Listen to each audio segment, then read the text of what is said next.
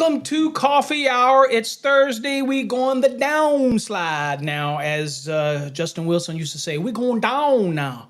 And we're going to be headed towards the weekend, but I want to welcome everybody taking time out of the day to join me here on Coffee Hour. Again, just a way to get the day started, chill with friends and family. All of you are my brethren, brothers and sisters in the electrical industry. I know soft hands Paul, but Paul will be getting back out in the field during the summer for some videos to shoot, showing you with the tool belt on. So get excited for that. I'm going to show you how I install. And so that's going to be fun for me. But anyway, thank you for taking the time out of your day and joining me on this coffee hour. It's the only show I know out there for electricians where you can chill with me in the morning, talk about anything you want, electrical code, have a cup of coffee, or Diet Pepsi, if that's your choose. Maybe you work the night shift and you're going to have something more, a little bit stronger than that. That's up to you. But thanks for joining me. It's great to have you here. I'm excited because, again, I'm just excited to always wake up and enjoy the day. And realize that we're surrounded by this amazing beauty in majesty. And you know, even if our life is sucking right now, or you're out there and you're down in your lowest dumps and you're thinking it'll never get better, it will. It will. Life is what we make it, okay? When people say, you know, I'm living in a living hell, life can be hell. Life can be terrible, but you can dig out of it. And there's no better trade to do that in is electrical. I love it. I live it. I breathe it. I think that electricity is the amazingest thing. Our life would not be the same without it. And the ability to be able to work with it every day. I know it's cliche, but I enjoy it every single day. I never take it for granted, and you shouldn't either. So, hey, do me a favor. If the first time you're ever here, let me know it's your first time.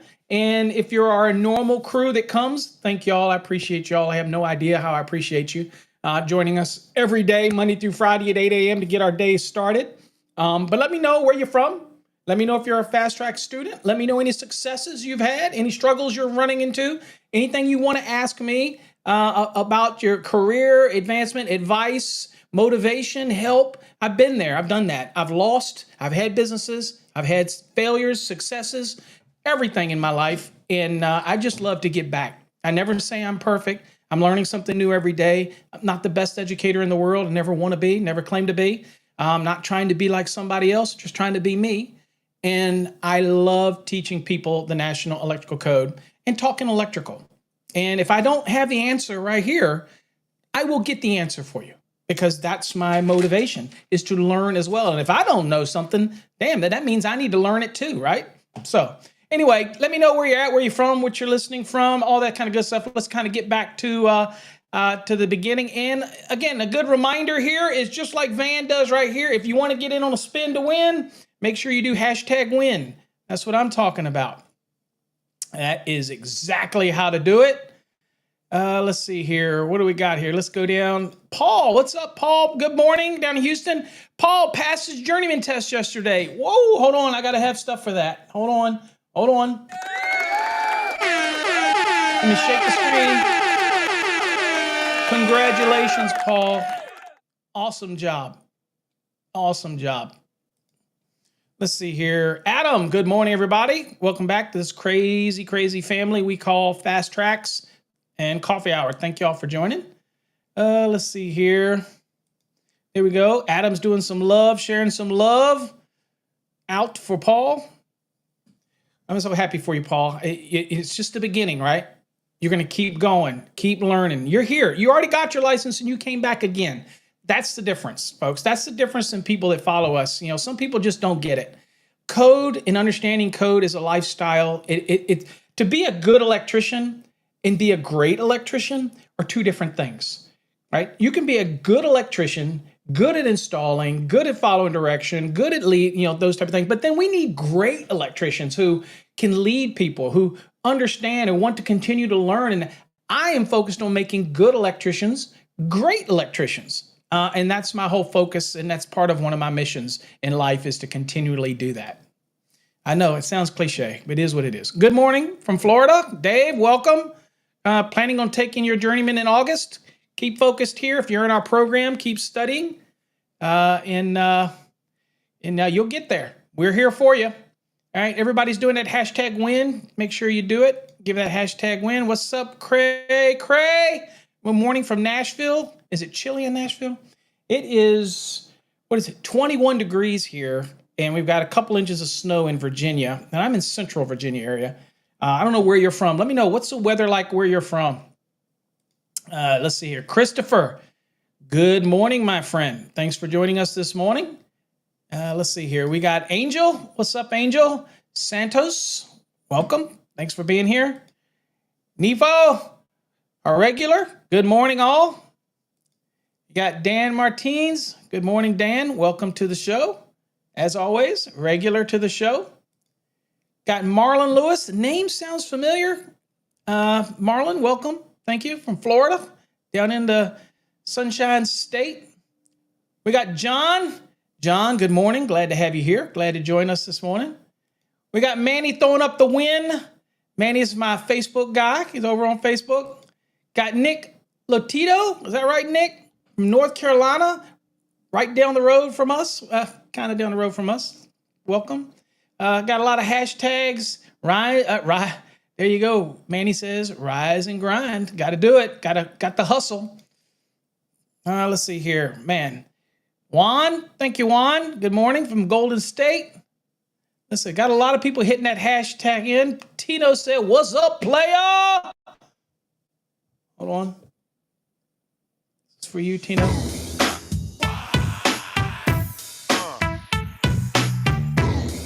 Van Man, good morning on the job. Up in a lift, dude. Got my code book and cable tray ready to go. Up in the lift, dude. That's dedication. Van Man is dedicated up in the lift with the code book. There you go. Now, you're up in the lift, you're above everybody, so you're already head and shoulders above everybody, but you're also on coffee hour, so you're above everybody again. That's awesome. Robs says it's freezing in Iowa. I bet it is. Spring couldn't come quick enough for me, folks. I'm telling you right now. Let's see here.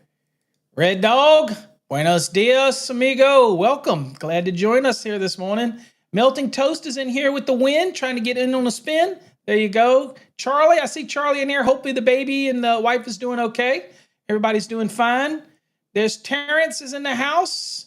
Terrence representing Maryland, Virginia, and Delaware. What's up? Samantha. Samantha is in the house over on LinkedIn. Cool. Thank you, Samantha. I'm glad to have you here. What's up, Frank? Frank is here. Good morning. Dude, all of the regulars are here. I love it. Getting our day started. Y'all get what it's about. Getting the day started. That's what it's all about. You'll be taking your master's next month. Focus, focus, focus, Angel. Focus. You'll get it. Stay with us. Ask questions. Ask them. Let's see. Also, please, if you're in that bad place, just talk to someone. It does help. Mental health is a key. Absolutely. Get out of the bad places. Absolutely. Dude, I get it. You got to remember, I talk to thousands of electricians. They call me. They text me. Some of them are up and really high. Some are down really low. Some are struggling. You know what? Life is what we make it. Stay focused. Stay positive. I understand there's some bad things that happen in life. We all get dealt some crappy cards. But we have to remember God has a plan. We're all in this mission together. We're just all lucky that we found a niche. We found electrical. And, you know, it's what you make it, okay? You could hate going to work in the morning. Well, change how you do that, you know? Maybe you need to change your job. I know it's not that easy. It's cliche for people to say, just quit a job and go somewhere else. It's not that easy. I get it. But you always can be thinking about the hustle. You can always be thinking about the next move. What is your goals? How do you want to make your life better? You just got to keep pushing, you know? I remember, and people say, well, Paul, you probably have always been doing okay. No, I haven't. I did very well in school from an electrical standpoint. I won the National VICA contest. It's today that's that Scholastic thing. Back then it was VICA. I went on to compete nationally, and I thought I had everything. I went to work with my brother. We worked together for quite a few years. In my local state, I got well known because of my accolades that I received doing electrical. But that didn't translate into business, 100% business success. We still had to hustle and make it work. But then I left. Me and my brother couldn't get along. I opened my own company. We had our own struggles. And then I started doing so many things. I owned a boarding kennel for animals, grooming and boarding facility, an engineering design firm, electrical contracting business. Most people don't know that I invented Radio Pet, which is a lot of the technology that goes into invisible fence, dog fences.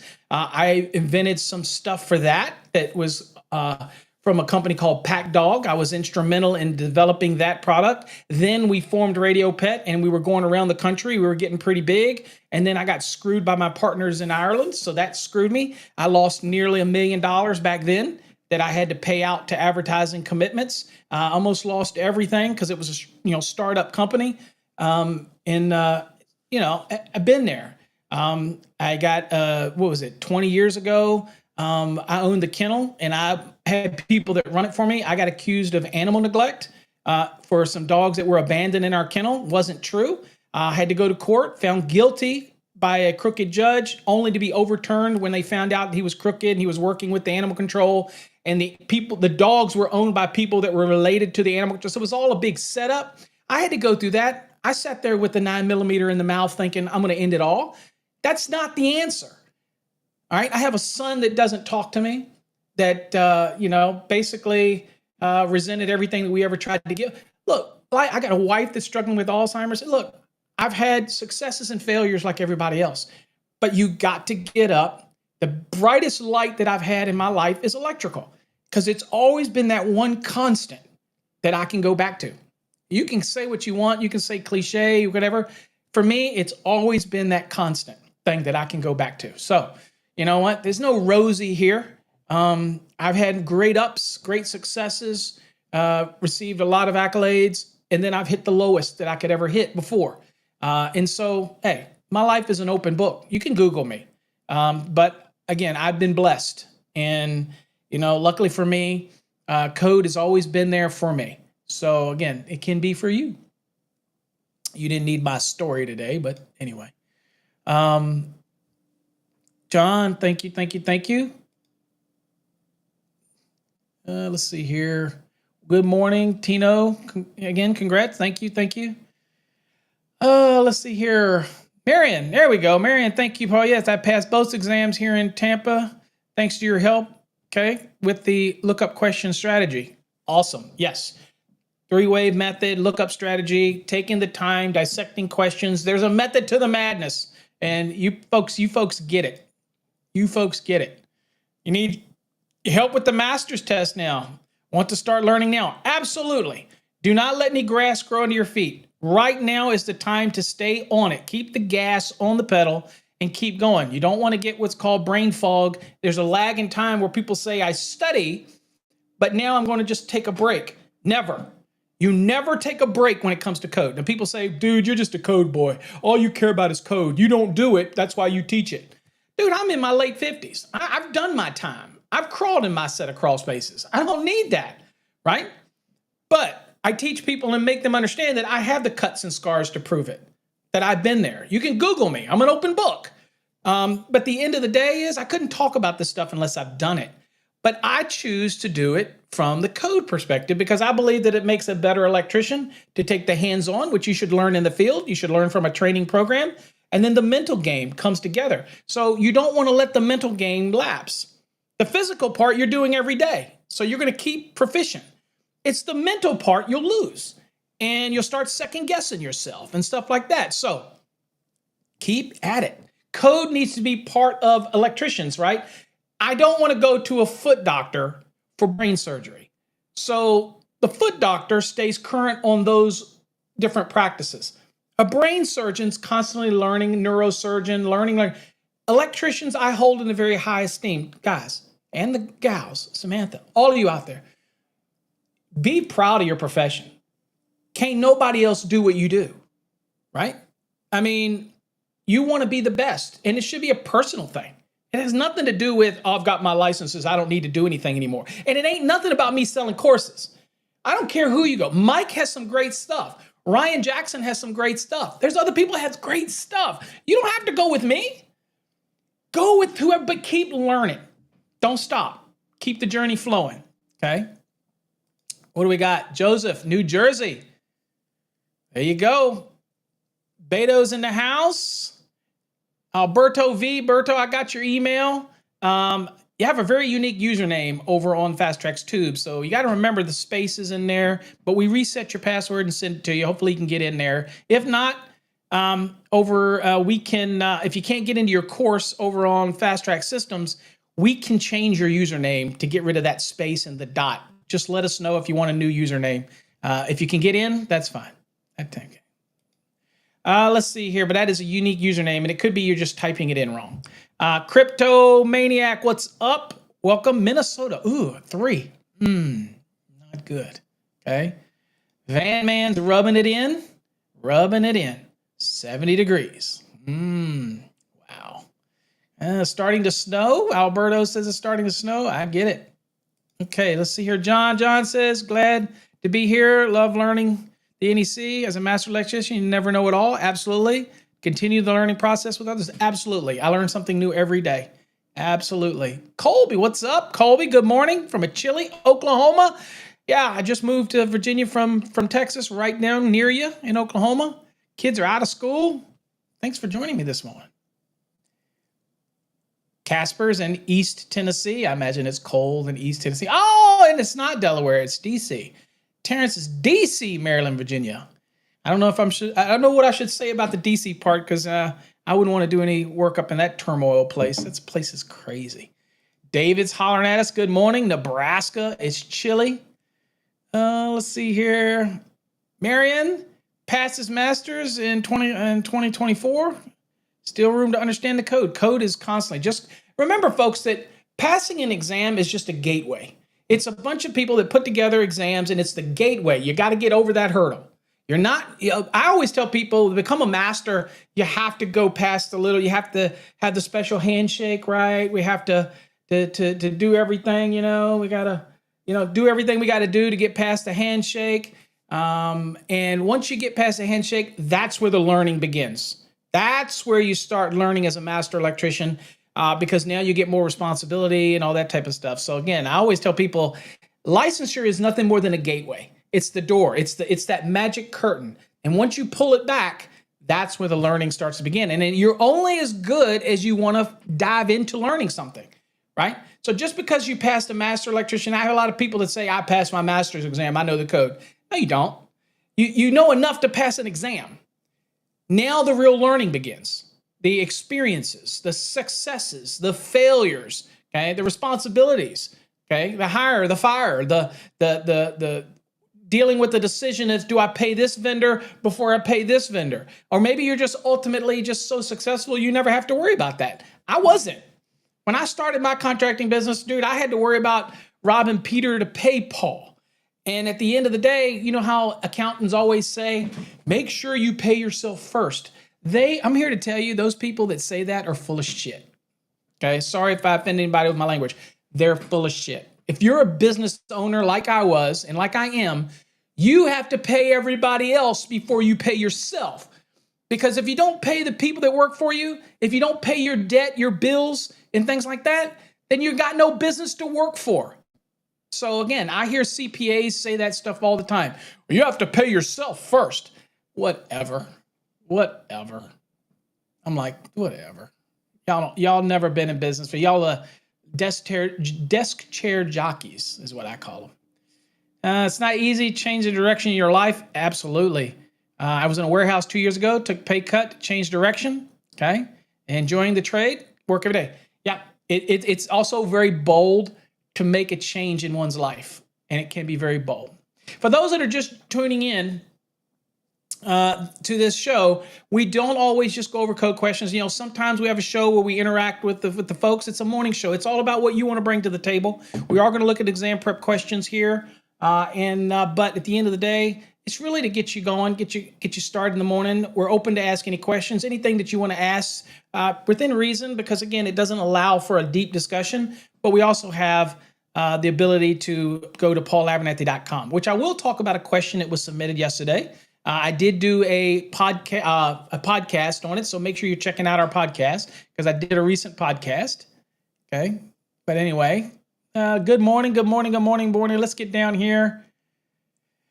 Let's see here. God, there's so much good stuff to share. everybody is really interactive today. I wish I could share it everything here. Hopefully you see it.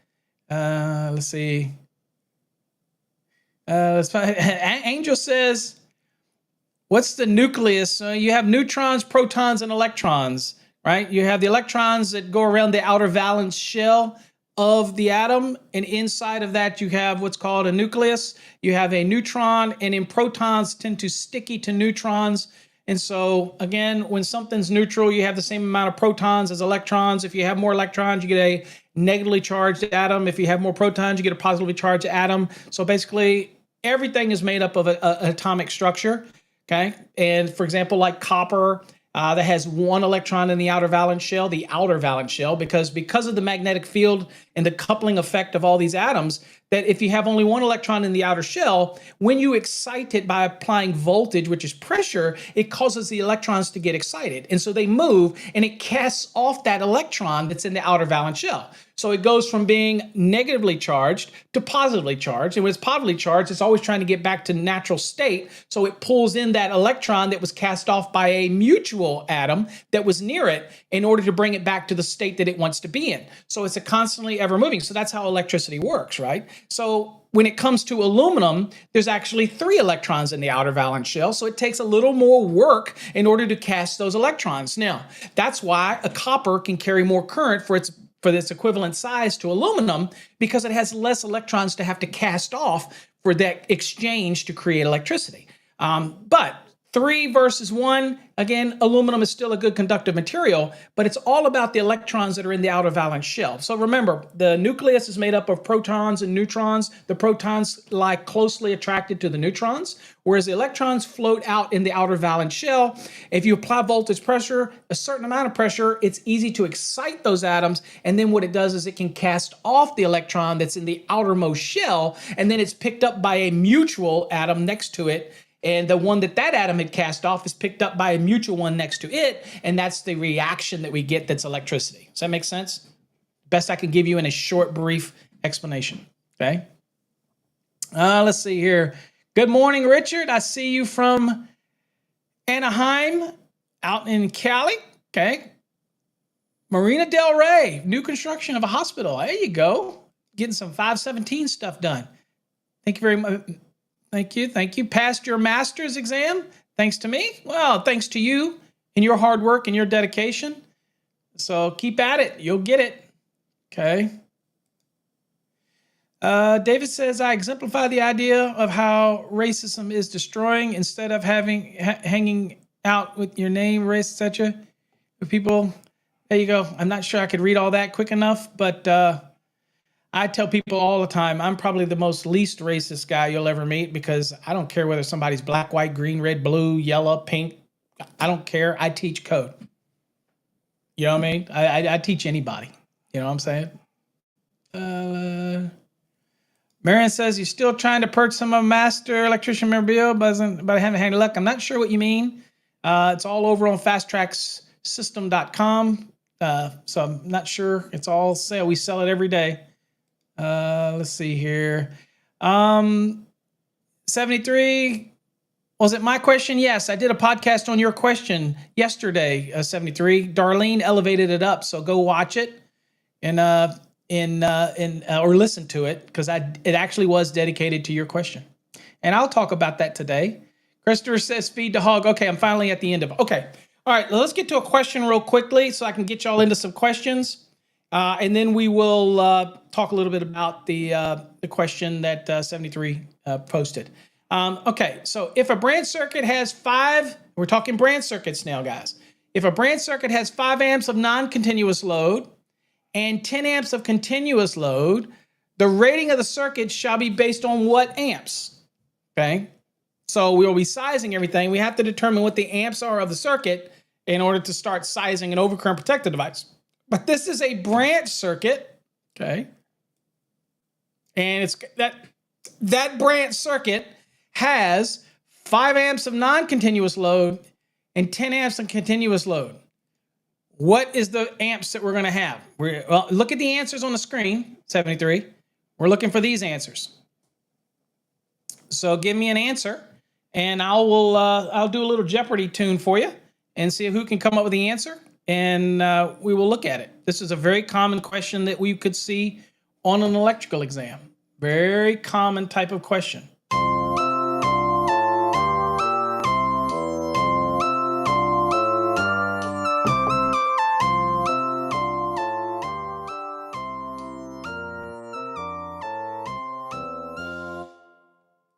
Now, 73's answer here is plays an important role in this question. It's not the answer to the question, but it plays an important role in the question. So this is a situation, and this also, by the way, is exactly the same whether you're doing feeders or you're doing a service or you're doing branch circuits. We know that you take the continuous loads at 125%. And it's not whether or not we have any, I have people that'll say, but it doesn't say anything in the question about 3 hours or more. It doesn't have to, because the question tells us it's a continuous load. So it's 10 amps of continuous load. So we're sizing a branch circuit, right? So we take that 10 amps at 125%, and then we take the sum of the non-continuous load. Okay, so where do we see this in the code? All right, so if we go to the code, and we go to 210, because it is a branch circuit, we'll go 210, and we got a couple different places that we can look. The first one, we'll look at conductor sizing. And right here, since we're not talking about any adjustment or corrections, we're not talking about anything at this point. It's just a simple exam style question, right? And it wants to know what the, so here we look at it and we go, okay, well, here it says the branch circuit supplying continuous loads or any combination of non-continuous and continuous loads, okay, it shall be not less than the non-continuous load, which in our case was 5 amps, right, plus 125% of the continuous load, okay, that type of thing. So, couple ways we can look at this question, saying, okay, so we'll go back to the lesson here. A couple ways that we can look at this question is, what are we trying to find? All right, and I like to use this question in two different ways. Okay, the first thing we'll look at is, what is the load on the branch circuit, right? So what is the load on the branch circuit itself, okay? All right, so if we look at this, and also I'll take you to another place in the code as well, so we can see this right here. So in our case right here, we look at it and we say, okay, it's 10 amps at 125%. So 10 times 1.25, okay, is 12.5 plus 5 equals 17.5. All right, so that is the amps, okay? That is the amps. This is what the load is on this circuit. So that is one. So remember the question. So it just says if a branch circuit has a 5 amp non-continuous load and a 10 amp continuous load, the rating of the branch circuits, which is what? If I only wanted to know the load calculation, then it would be 17.5. But when it talks about rating, we're talking about it's based on the overcurrent protection device, right? That's what the rating is based on, okay? So that takes us back here to overcurrent protection, 210.20, okay? And notice it says right here, it says branch circuit conductors and equipment for the circuits not exceeding 1,000 AC or 1,500 DC shall be protected by an overcurrent device that has a rating or setting that complies. Okay, so here we have this right here, and this is for the overcurrent device. So what we were looking at for the conductor. So if we want to know what the amps are, it was 17.5. If we want to know what the rating of the circuit would be, the rating of the circuit is based again on the overcurrent protection. What we select is that.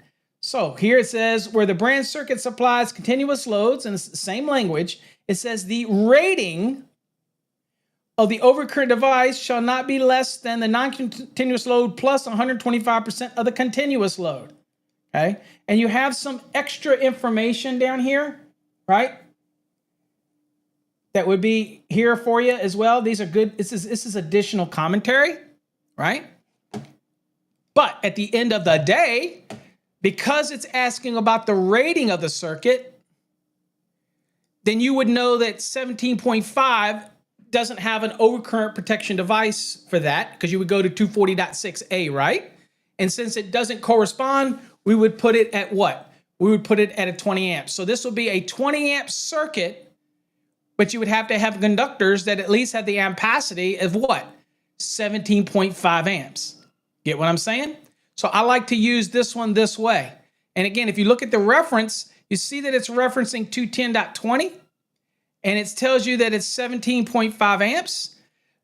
This is the breaker, this is the current. And that's why I like to use this example on this one, because again, it's all dependent to whether or not you're dealing with what is the amps on the conductor, and then what is the rating of the circuit. So in the real world, the rating of the circuit is going to be 20 amps. The rating of the amps that are on the conductor are going to be 17.5 amps, and that's what you would use to size conductors, okay? That's why we use this question like that, all right? Okay, so hopefully that makes sense to everybody, okay? Hopefully it makes sense. All right, let's see here. Let's go to another question real quick, all right? Next question, in any occupancy, oh, hold on. Got it. My TikTok guys are going to disappear here. Okay, let's see. Next question is, in any occupancy, a blank ampere branch circuit shall be permitted to supply cooking appliances that are fastened in place. Okay, all right. So, in any occupancy, a blank ampere branch circuit shall be permitted to supply cooking appliances that are fastened in place. What do y'all think? All right. All right, well, we can go over to the NEC and look at this one. And then I'm going to do a giveaway. They'll do some giveaways. Crasum says 30. All right, let's go here. Hold on here. Let me get this geared up. It's lagging on me for a second, so bear with me. I want to make sure that it's not lagging. Hold on. It is lagging.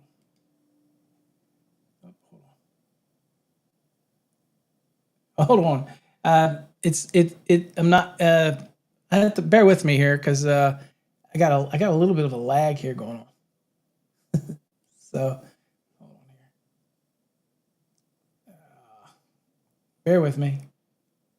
Okay. All right. So sorry about that. Let's go over to the code and let's see here. There we go. See that lag? It came up. Good morning, Zerky. All right. So here we're over in the branch circuits. Right? And we're in, by the way, we happen to be in the permissive loads. Okay, permissive loads. Now, how you might look this question up in the index, look under cooking appliances. You may look under cooking. You might look under branch circuits, dissect it out. All right, but here we're in permissive loads. And let's get down here and let's see here. 40 or 50 amps, it says a 40 or 50 amp circuit shall be permitted to supply cooking appliances that are fastened in place in any occupancy. Okay, see, there you go. Then it also has other information, but we're talking about in any occupancy. Okay, so this stops right here. So the answer is 40 or 50. Okay, the answer is 40 or 50 right there. Okay. The next question, what is Marion's? Marion, hold on, Marion. You have a question here. I'm not sure I see all the question. Okay. Where could I purchase the 2023 from NFPA? You can purchase it directly from NFPA's website. They let you purchase directly. So you can just go to nfpa.org. You should be able to buy directly from their website.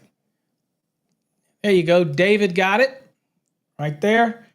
Although I think it is, you said it's 19. Hold on, let's go look at 19. It might be the different code cycle you're in. Let's look at here.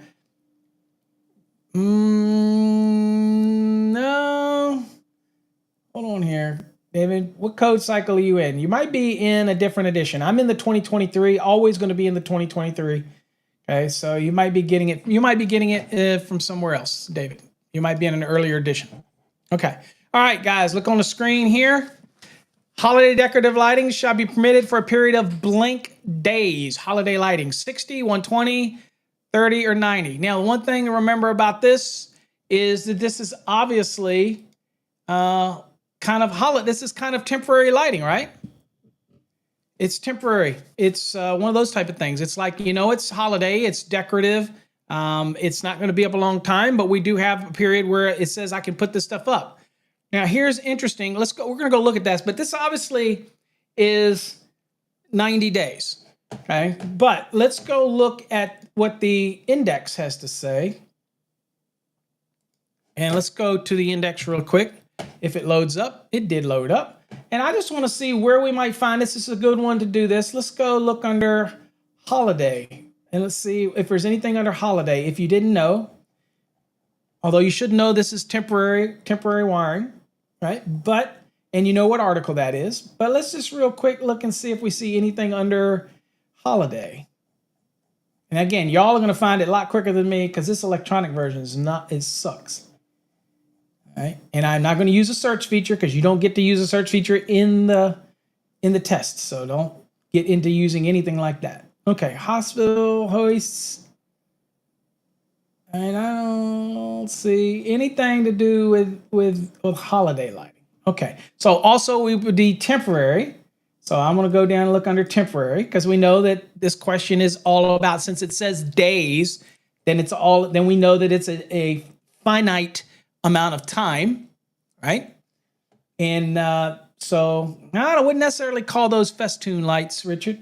Festoon lights are temporary. Festoon lights can be up longer. They can be designed. We see those all the time at restaurants, outside, festoons that stay up year round. So it's not really that. Now, can you use festoon lightings as temporary? Okay.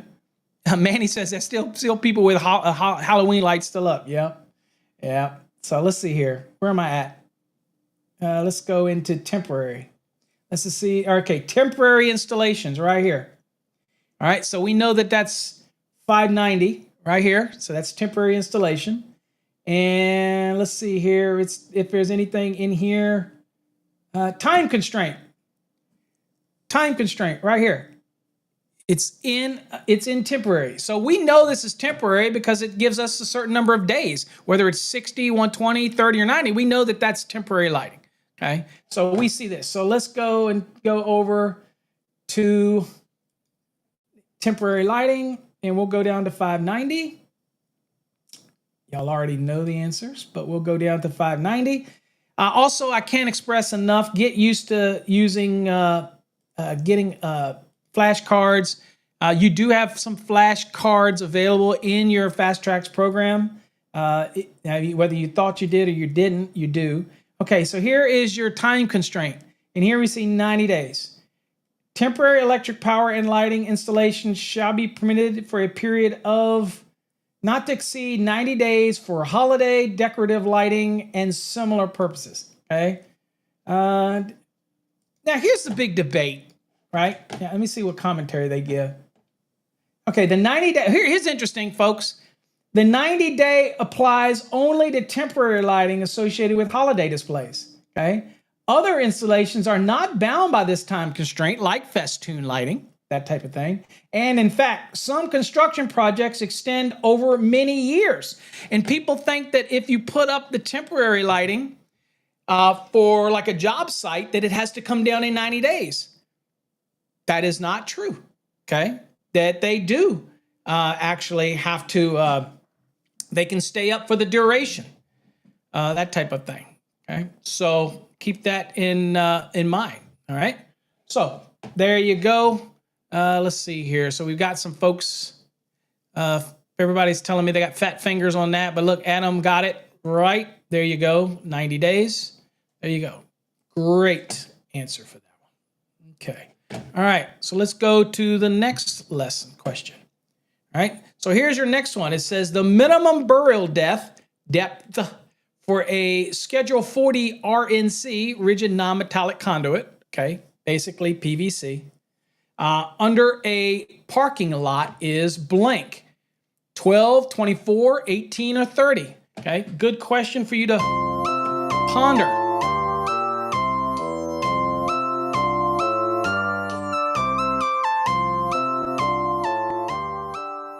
73 says, John says 24. 73, Gosselin says 24. 24, Val gives us the code reference, 300.5. Okay, so again, y'all are clicking. Y'all are getting it. Y'all are in the areas. All right, so what we're going to do is we're going to go to the NEC and see what we got. Okay, so in this case, it's one of those things to remember: burial, depth of cover, underground, all that stuff in the question. When it's talking about burial depth, obviously it's an underground application.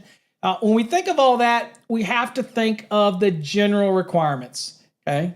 And that it'd be Article Chapter 3, Article 300, and then of course down here you see underground installations right here. So let's click on that, okay? And then you got the direct burial for cables, conduits, and other raceways shall be installed to meet the minimum cover requirement. I guess I should remind people that this is minimum cover. So if I'm using a trade size 2 RNC, by the way, that the depth of the actual trench is actually going to be 26 inches deep, because you have to make sure that you have, whatever the cover would be, you have to make sure that you account for the raceway, because it's the cover is from the top of your wiring method.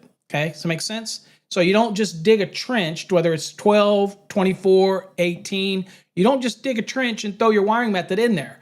You have to make sure that the cover is above your wiring method, okay? Okay. All right, so let's see here. Let's expand this out. So here's the part of the table anyway. I'll pin the header.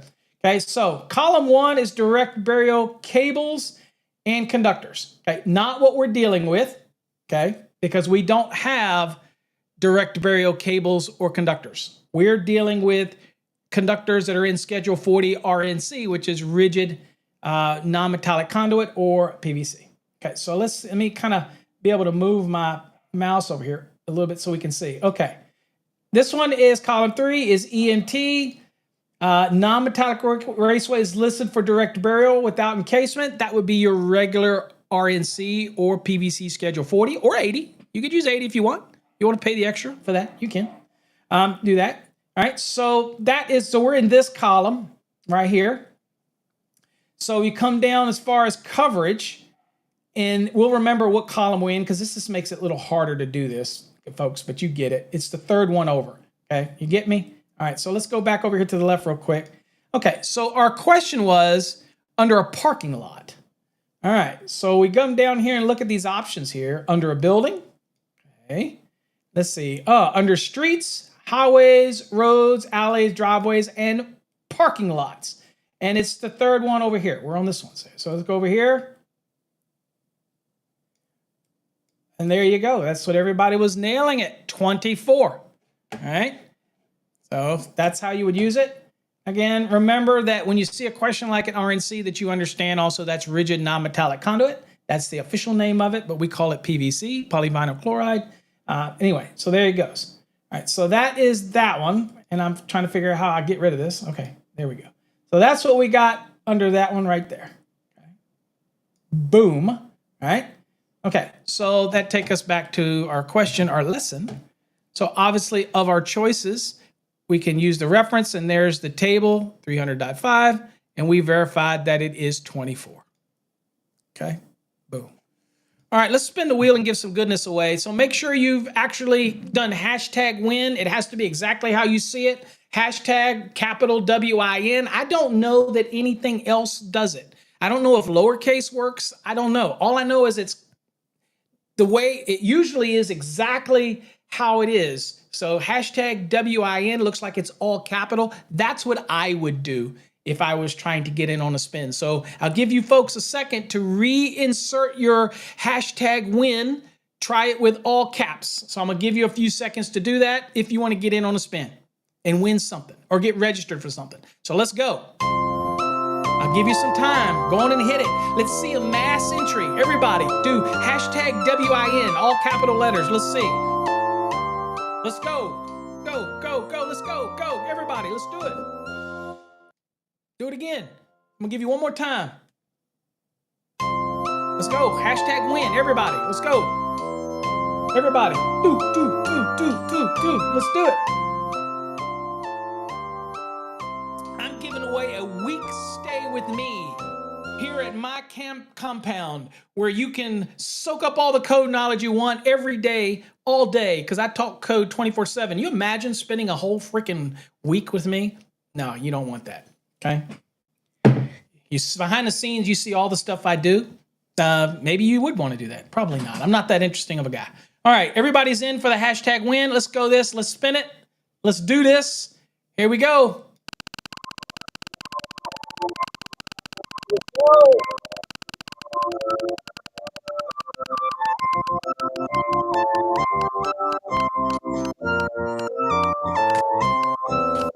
My list is getting long. Joey Fontanez. I'm probably butchering that, Joey. But hey, let me get you in here, and we'll get the spin for you. Fontanez, good enough. I probably butcher it, but I'm good enough. All right, let's spin it for you. See what you're gonna get. See if you get registered for some goodies.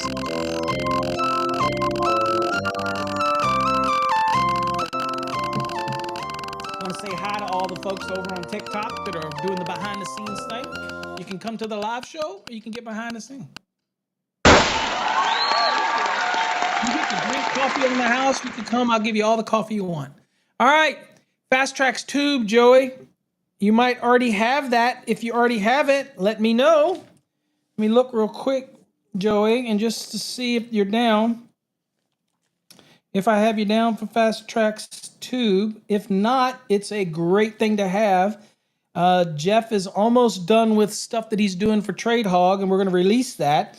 Then he's going to get his butt right back on the working on the interactive videos with that. So I'm just checking. I don't see you anywhere, Joey, down here for that. So maybe you already have it. Oh, wait a minute. We got a Joey. Let's see here. No, I don't see it. So, all right, Joey. So you get 12 months access to Fast Tracks Tube. Make sure you go to fasttrackstube.com. Up at the top, you'll see membership plans. Click on it. Sign up for the free one. Okay. And that type of thing. So get signed up for that, and then we will elevate you. All right. Let's do it again. Let's get somebody else here on the win, and let's go. Giveaways.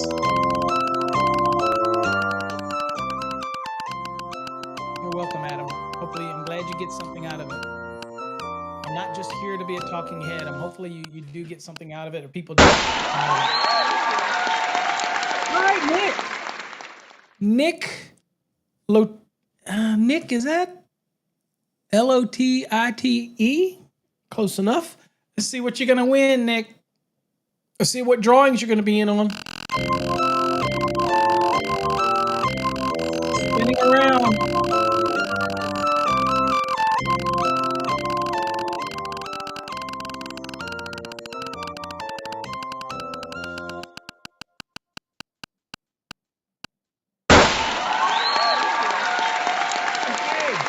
You are registered for the bidding and estimating course. That's an over $500 value. It's an amazing course.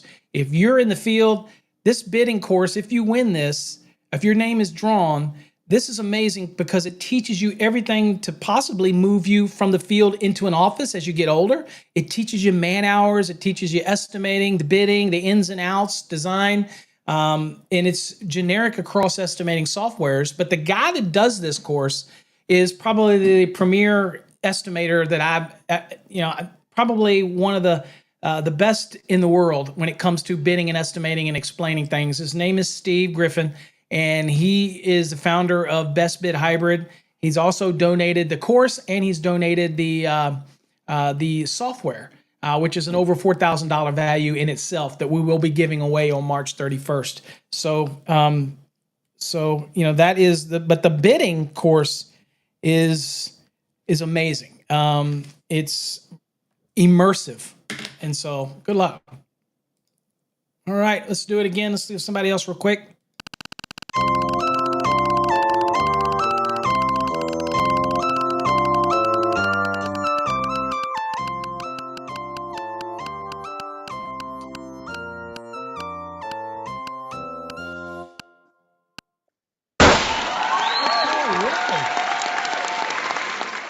Ray Lavenders. All right, Ray, let's see what you get here on the spin. Let's go. See what you can get. A lot of new folks coming in. Glad to have you.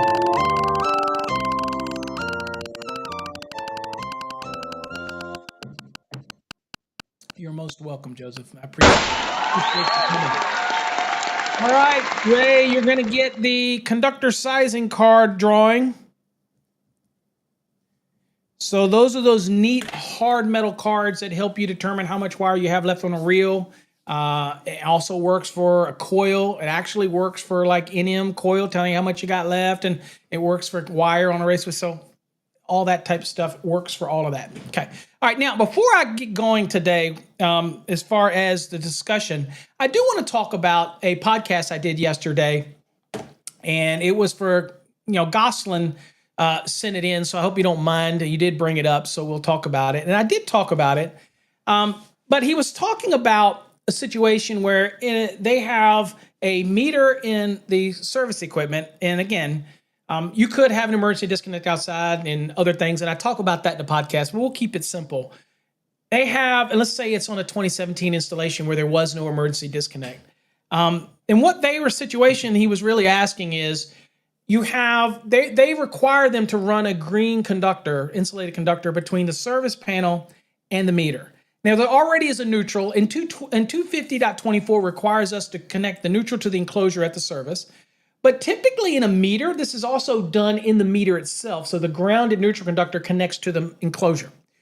So by forcing them to run a green wire between it to basically make it continuity between the two, you already have that being done in the neutral conductor. So you are creating parallel paths. Now, the code tells us that in 250.6 that we need to mitigate from objectionable current situations. The issue that you have with doing that is your green conductor is probably not going to be sized the same as the neutral. The neutral is carrying the maximum calculated imbalance load from the system.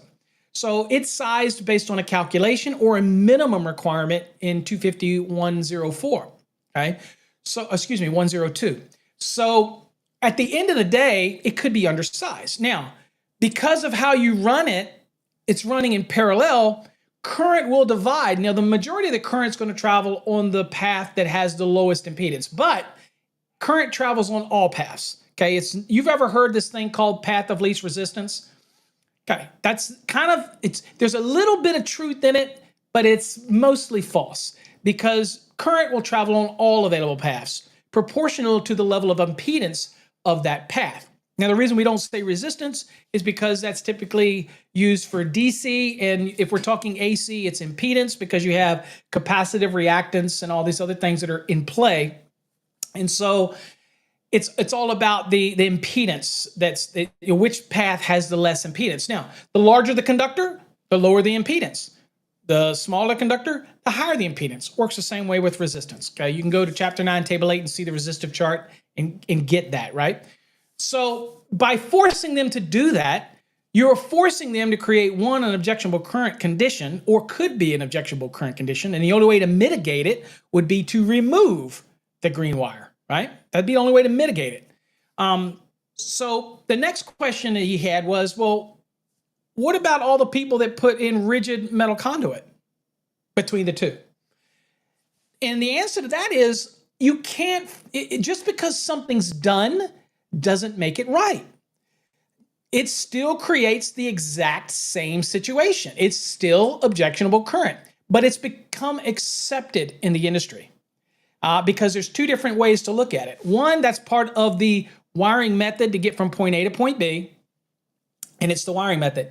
And then, of course, you're forcing people to put the green wire in, so you're imposing something that's other than the construction of the path. Okay, so just because you see people do it in rigid, and it's accepted and nobody fails it, still doesn't make it right.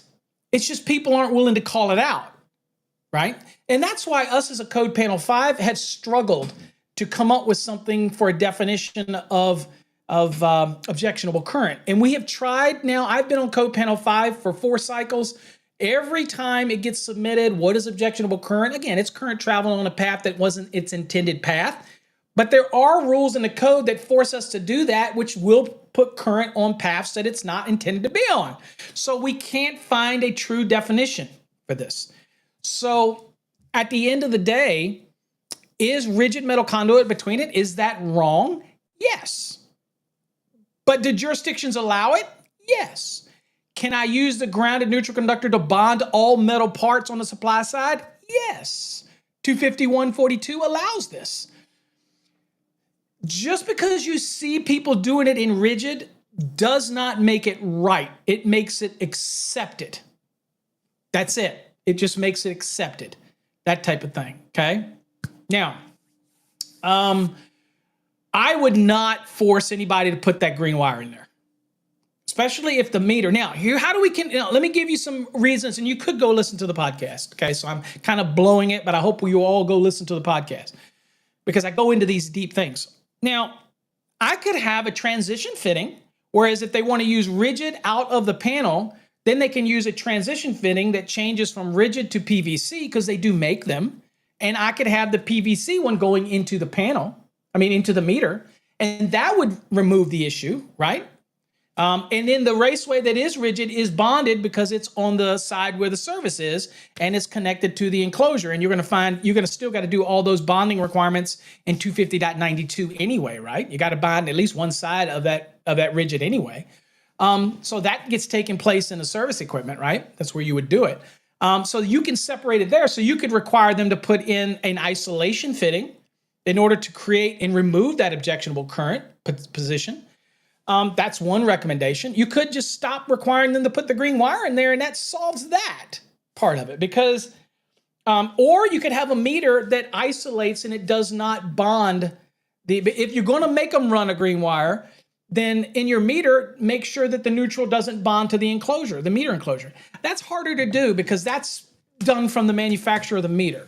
So I would not want to I would not want to alter any of that. You know what I'm saying? So my answer to you on the rigid is just because you see it, just because it became an accepted practice in a jurisdiction that accepts it, does not make it right. There are some jurisdictions that will refuse to allow rigid to be used. They want you to use PVC material, Schedule 80, because they feel like it needs that extra physical protection thing. Every jurisdiction is different, but I just want you to get in your head, just because you see something and people do something does not make that right. It's just a way that it's been done and people have accepted it. And so people ask me, what would I do?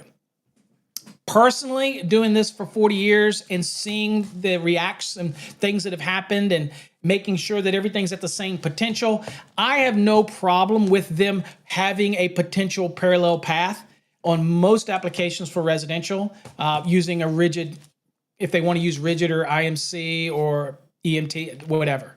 My personal installs, I'd use PVC. But I have no problem passing that, even though it brings up the tongue-in-cheek objectionable current issue if they use the metal raceway between the two. What I would not do is force them to put that wire in there because I am intentionally creating it. It's unintentional by doing it based on the wiring methods they're using, okay? It's intentional by me as a jurisdiction forcing them to put that wire in there, okay? So that I would not do, okay? So you could have a jurisdiction take the hard line and say, no, you're not going to use rigid, intermediate, EMT, you're creating parallel paths. If the grounded conductor is connected in the meter, and obviously it's required by 250.24 in the service, then that would be a problem.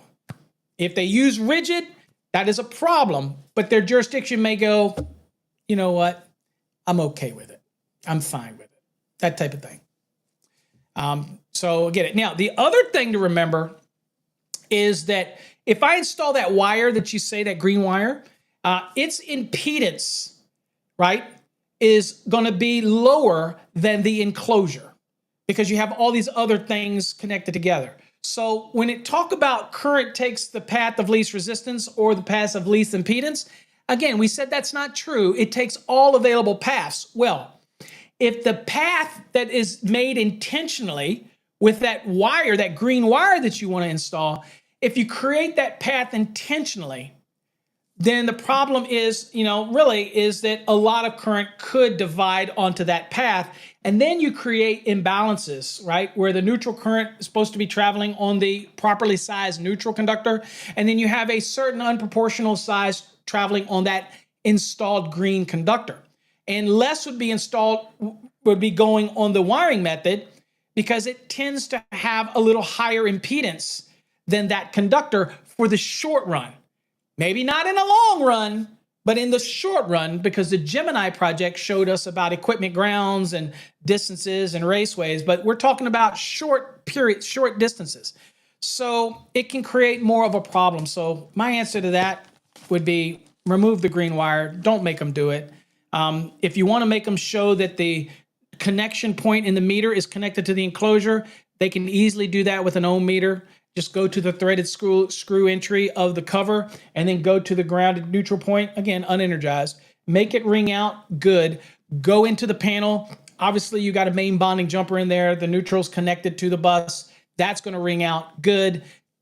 Don't make them run that green wire. Okay? Hopefully that answers that question. Feed the hog. Y'all got a question you want to put into the hog? Let me know. I'll put it into the hog. We're a little over on time, but I will put it in the hog. I feel a giving mood. Let's give away one more thing real quick before we go. I feel like I'm in a giving mood. Let's go. One more thing. Y'all been great today. I appreciate all of you coming, taking the time out of your day. You never know what we're going to talk about. If you do like Gosselin, if you have a question you want me to talk about in the mornings, send me it at paul@. Look at that, Paul. Okay. Paul, look at him. We got to do something good for you, Paul. You just got your journeymans. Let's see what you can get, my friend. Let's go. Let's go. Come on, something good. Come on, Paul. Come on.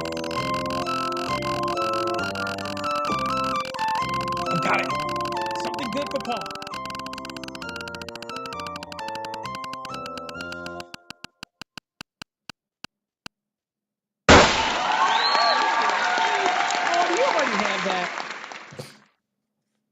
Paul, you already a Fast Tracks. Are you already a Fast Tracks 2 member, Paul? Or do you already have? Did you already get a? You're listed for a lot of things here, but do you already have Fast Tracks? Jeff is hungry. Already have it. Spin again. Get you something else. And I appreciate you having that, Paul. I appreciate everybody that subscribes or has our Fast Tracks 2. That is the future. We're going to be expanding the tube. And it's a slow process, but again, we're a small, tight knit here. Jeff wears a lot of hats. All right. Estimating software. You're in the drawing. I think you're already in there once for it, but again, you increase your odds of winning it, Paul. So let's see. So the more you get, the better chances you have. And that is a nearly $4,000 value. So that is awesome news for you, Paul, to get in on that. Again, you can use it, sell it, whatever, but it's amazing software. There you go. And again, Paul got his license. So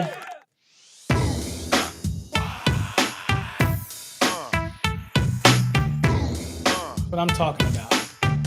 All right, everybody. Thanks for joining me today here at Coffee Hour. And remember, the show is what you make it every morning. If you got news or something you want me to talk about or you want for the next day, do me a favor. Just go to paulabernathy.com. You can have an impact on Coffee Hour. Let me know what you want to talk about. Ask me a question. I'll bring it up during the show. It's up to whatever you Beatbox Friday. For you, Paul, I will do you a little beatbox on Friday. All right, just for you. All right. So, folks, remember, join us every day. Share it with everybody. Share it on all your social media platforms. Let's get the numbers up. Let's have people starting their day in a positive way. I'm all about the positivity. This is an amazing trade. We couldn't do it without you folks around the country making the economy run, doing what you do. We appreciate you. I appreciate you. Everybody that purchased a course, purchased our programs, our subscriptions. I couldn't do it without you. Again, never think that I don't appreciate all of it, because I absolutely do. All right. All right, folks. Till next time, stay safe. God bless. And we'll catch you on an upcoming coffee hour tomorrow, Friday. Whoop, whoop. All right. Peace. All right. I should probably change the screen, though, as I get out. Boy, I'm out of practice. All right. Later, everybody.